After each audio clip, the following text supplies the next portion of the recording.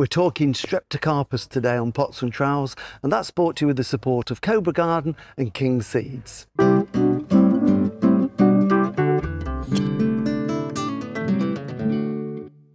Hello and welcome to Pots and Trowels. Well, we're at the Southport Flower Show today, which is celebrating its 100th birthday. So it all started in 1924, and we're in one of the floor marquees, as you can see, surrounded by beautiful nurseries. But I've come to have a chat with Paul Dibley from Dibley's Nurseries, who are famous for their wonderful Streptocarpus. Hello, Paul. Hello. So you've just been doing a little bit of picking over there, I see. Just a little bit early morning, picking over, getting it ready for the day. Okay, yeah, because the flowers need just to be, it's got to be perfect, doesn't it? Every day, yeah. You've got a large gold medal here, so it's got to be that for all 4 days of the show. Exactly, yeah. So Dibleys are synonymous with Streptocarpus. You mentioned the word Dibleys and people think Streptocarpus.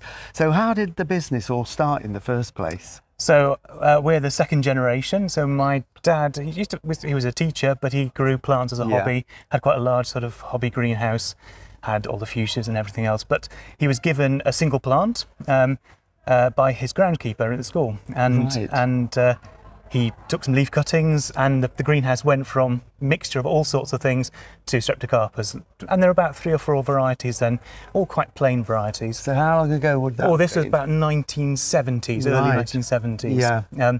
And so we kind of, the business really started in about 1976. So that's when we started doing this show, I think. So nearly 50 years we've been doing the show now.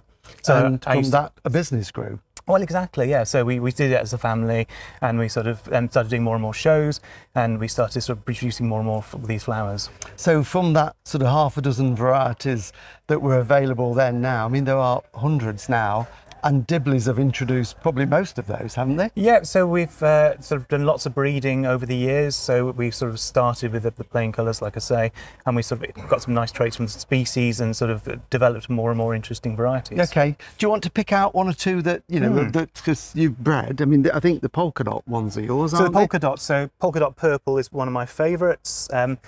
Something just a little bit different. There's no other flower quite like it, I think. Yeah. And they're very, very free flowering, and they flower for a really long length of time as well. Because I suppose when you're breeding new ones, you essentially take 2 plants that you like the qualities of, maybe habit and flowers, cross-pollinate them, sow the seed and get hundreds or probably thousands of thousands, seeds, and then pick maybe 1 or 2. Just 1 or 2, and then go through a number of generations of those as well. So it's quite a slow process. So it could, there's a sort of ongoing process, and it could take 10 years to get a new variety. And that's something that you're continuing to do, isn't it? You keep absolutely, new all the time. Okay. Yes. I mean, the colours are brilliant, aren't they? I mean, I love the polka dot myself. I see you've got a pink version there. Exactly. I mean, one thing I will say is that it's not always that long. Sometimes it can just be serendipitous. Oh, right, okay. So, for example, falling stars, which my brother just found on the bench, essentially. Right. So it was a sport of a species. So there's a species, Streptocarpus johannis, which has maybe a few flowers,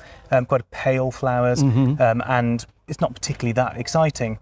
And then amongst this species, Gareth found this one plant which had hundreds of flowers, a darker colour, they're slightly smaller flowers, and they made really nice shape. Wow. And that was it. We took leaf cuttings from that one, and that became Streptocarpus falling stars. Which is really, really widely available, isn't it? Yeah. So where do they come from originally? So they're from the Drakensberg Mountains, mainly anyway, in southern Africa. Yeah. So they kind of like that kind of sort of dappled light. They grow between rocks, so they don't need much soil, so they have sort of small pots they grow in, so not too much water.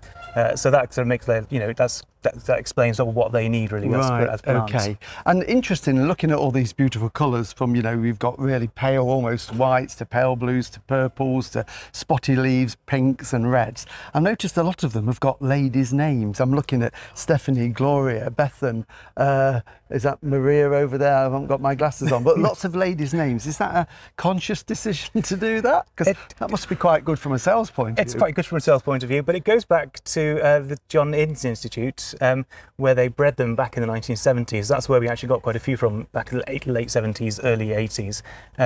And they gave them girls' names, so we just carried on that tradition. See, right, okay, good. So now it's you, your brother Gareth and sister Lynn are running the business, and you're based in North Wales, aren't you? That's right, yes. So is the nursery open to the public, or do you just sell through mail order and shows? So we do mail order shows, but we are open as well. So we have a houseplant shop at the nursery, so it's open Monday to Fridays, and you can also go around the sort of main production greenhouses as well. So about an acre's worth of greenhouses. And all your details will be on your website and everything like that. Dibblies.com. Dibblies.com, exactly. So they look beautiful. I mean, you always create these amazing displays at all the shows, because you don't just do the Southport, you do shows throughout the year.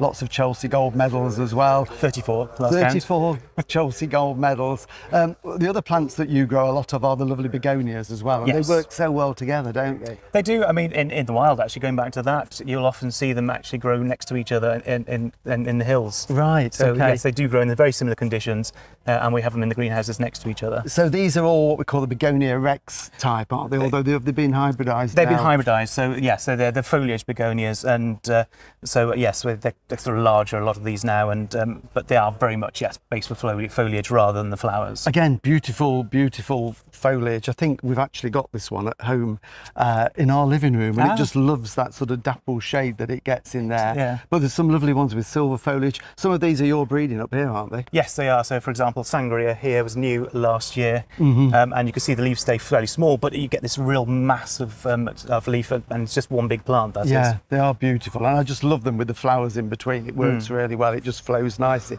Brilliant. Can we look at some of the house plants, and you give us some tips on how people can grow them in their homes? Yeah, of course. Lovely.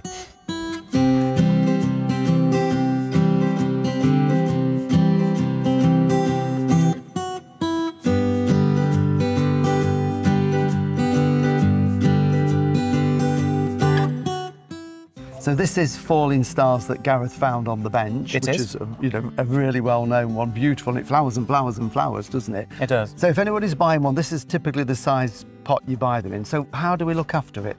Right, so yes, as I say, so they like to be quite small pots, so keep them pot bound, that encourages them to flower.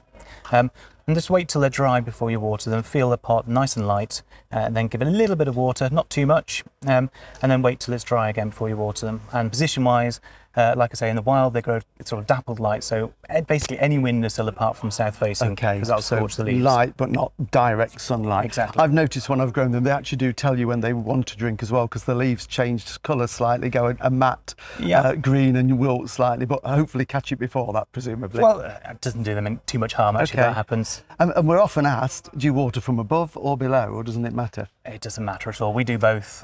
It rains from above. Yeah, true. So not a matter at all. Just don't sit them in water for any length of time. Okay, and do they need much in the way of feed through the season? Yes, while they're flowering, so from spring through to the autumn, give them a sort of weak high potash feed sort of every week or so. Okay, and what about keeping them flowering? Because I know you can keep them flowering for months.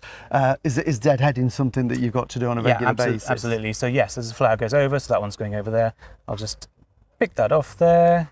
That wasn't very well done, was it? Let's try again. And then just do that as they go over, and then take them back to the base of the entire stem. So when you've taken the whole sort of whirl of flowers off, you take that stem down to the bottom. To the base, and you can see on this one, there's new flowers there starting to come already, little flower. So, at least 3 sets of flowers coming on so that will keep them flowering and flowering and flowering. So, and then through the winter, what do you do with them in the winter? Bit of neglect, really. Put them out the way, just don't overwater them again.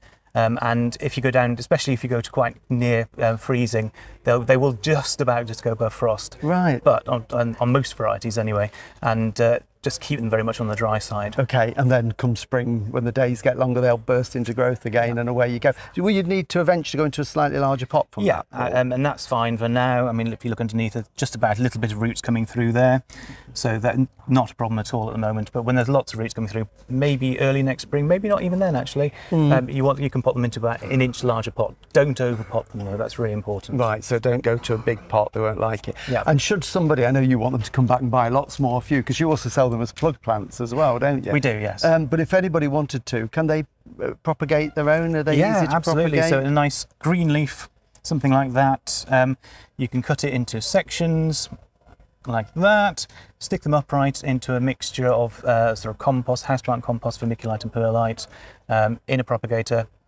Or a plastic bag over the top. Right. And you get little plantlets at the base of each leaf. It is amazing, isn't it? How a piece of a leaf can produce lots of plants. Can you divide them when they get, because I've got one at home that is one of yours, but it's in about a 5-inch clay pot full of flowers. It'll need deadheading when we get home.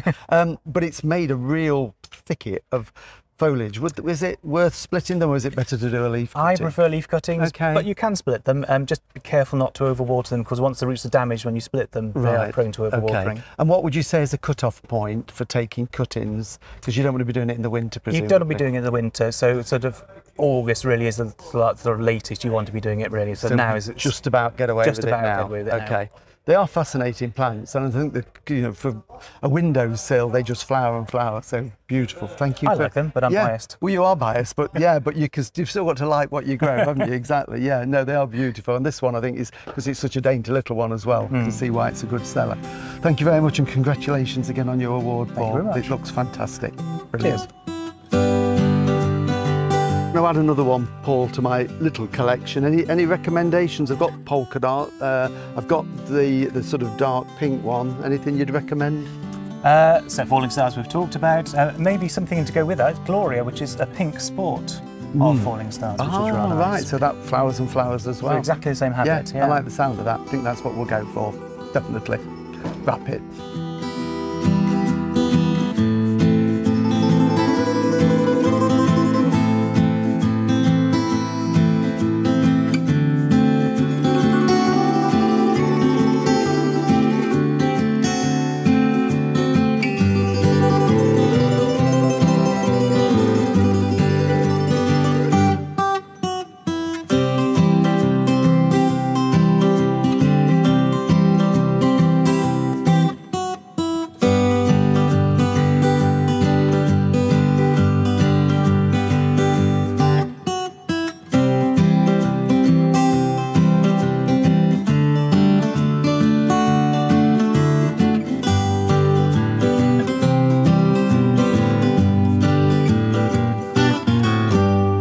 Thank you for watching Pots and Trowels, and don't forget all the videos we've done you can find on YouTube, as well as our weekly podcast. Hope your Streptocarpus turn out to be as good as Dibley's. Next week we're back again in the garden, so we'll see you then. Bye.